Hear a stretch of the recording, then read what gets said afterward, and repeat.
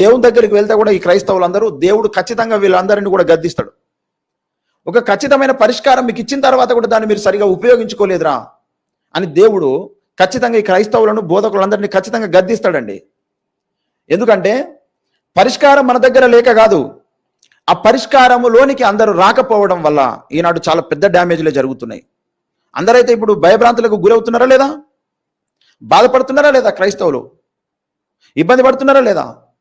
ప్రతి ఒక్కరు కూడా వాళ్ళ సమయాన్ని వెచ్చించి కన్నీరు మున్నీరు అవుతున్నారా లేదా? ఇలాంటి సంఘటనలు వింటున్నప్పుడు మణిపూర్లో విన్నాం, ఉత్తరప్రదేశ్లో విన్నాం, ఛత్తీస్గఢ్లో విన్నాం, ఇప్పుడు తెలుగు రాష్ట్రాలలో వింటున్నాం.